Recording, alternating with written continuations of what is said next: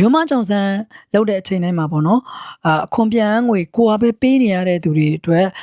အခွန်ပြန်ပေးတာနေအောင်လုပ်တဲ့နီးလန်းမရှိဘူးလားဆိုပြီးကျွန်တော်စီကိုမေးလို့ပေါ့နော်ဒီကိုရန်စာတန်းဂီဘူးကျဲလို့ခေါ်တဲ့အစိုးရစနစ်ကလေးအကြောင်းကိုကျွန်တော်ပြပြပေးချင်ပါတယ်ခင်ဗျကိုရန်စာတန်းဂီဘူးကျဲဆိုတာကအလွယ်နားလည်အောင်ဘယ်လိုပြောမလဲဆိုလို့ချင်းကျွန်တော်တို့ဒီဂီဘူးကြပေါ့နော်ဂီဘူးကြကျွန်တော်လှူတဲ့သူကပေါ့နော်ဒီမှာဂီဘူးကြကျွန်တော်တို့ပေါ့နော်ဒါလှူတဲ့သူပေါ့နော်ကျွန်တော်တို့ကဒေတာဆိုင်ရာ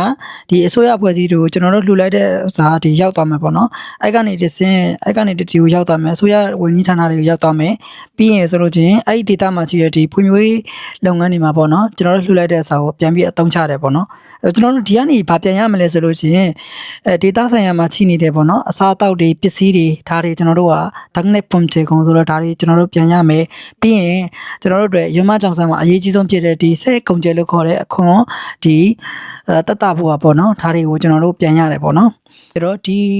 စနစ်မှာဆိုလို့ရှိရင်ဘယ်လိုအကျိုးကျေးဇူးတွေရမလဲဆိုလို့ရှိရင်ကျွန်တော်တို့အတွက်အရေးကြီးဆုံးဖြစ်တဲ့ဒီရုံးမကြောင်ဆန်းဆဲကုံကျဲလို့ခေါ်တဲ့ဒီအခွန်ပြန်ငွေပေါ့နော်ရုံးမကြောင်ဆန်းမှာအခွန်ပြန်ငွေကဘယ်လောက်ထိပမာဏရလဲဆိုလို့ရှိရင်ကျွန်တော်တို့တသိန်းနဲ့တသိန်းအောက်ကိုလှူမယ်ဆိုလို့ရှိရင်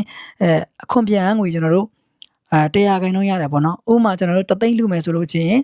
တသိန်းကျွန်တော်တို့ဒီအခွန်ပြန်ငွေရတယ်ပေါ့နော်နောက်အကျိုးကျေးဇူးတစ်ခုကကျတော့ဒီဓာတ်နဲ့ဖုံးကျဲကုန်လို့ခေါ်တဲ့ပစ္စည်းတွေကျွန်တော်တို့ပြန်ပေးတာပေါ့နော်အဲ့တော့ तू ကလှူဒန်းငွေရဲ့30ရာခိုင်နှုန်းကိုပြန်ရတယ်လို့ပြောတယ်အဲ့တော့ကျွန်တော်တို့တသိန်းလှူထားရဆိုလို့ချင်း3000ပြန်ရတယ်ပေါ့နော်အလှူဒီပစ္စည်းတွေ3000ဖို့ပြန်ရတယ်ပေါ့နော်အဲ့တော့ကျွန်တော်တို့အပေါ်မှာဆဲကုံကျင်မှာ100ခိုင်နှုန်းပြန်ရတဲ့တသိန်းရဲ့အောက်ကဒီဓာတ်နဲ့ဖုံးမှာ30ရာခိုင်နှုန်းရထားတဲ့3000ရေပေါင်းနေဆိုလို့ချင်းတသိန်းနဲ့3000ပေါ့ကျွန်တော်လှူတသိန်းလှူတယ်ဆိုလို့ချင်းတသိန်းနဲ့3000ပြန်ရတယ်ဆိုတော့တဘောပေါ့နော်အဲဒီတသိန်းအထက်လှူမယ်ဆိုလို့ချင်းလည်းသူကအကျိုးကျေးဇူးတွေရတာလည်းများပို့ပြီးတော့များတာတွေရှိတယ်ပေါ့နော်အဲ့တော့ဘယ်မှာလှူရမယ်ဆိုလို့ချင်းကျွန်တော်တို့ကဒီဝယ်လို့ဆိုတဲ့ဒီwebsite မှာကျွန်တော်တို့ကဝယ်အောင်ဂိုင်းလုပ်ပြီးတော့လှူဒန်းနိုင်တယ်လို့ဖုန်းတွေမှာလည်းကျွန်တော်တို့ application တောင်းပြီးတော့လှူဒန်းနိုင်ပါတယ်ခင်ဗျအဲ့တော့ကျွန်တော်တို့ဒီ Human Johnson မှာပေါ့နော်ဒီအခွန်ပြန်ငွေတွေအများကြီးရကြပါစေခင်ဗျကျေးဇူးများတင်ပါတယ်ခင်ဗျ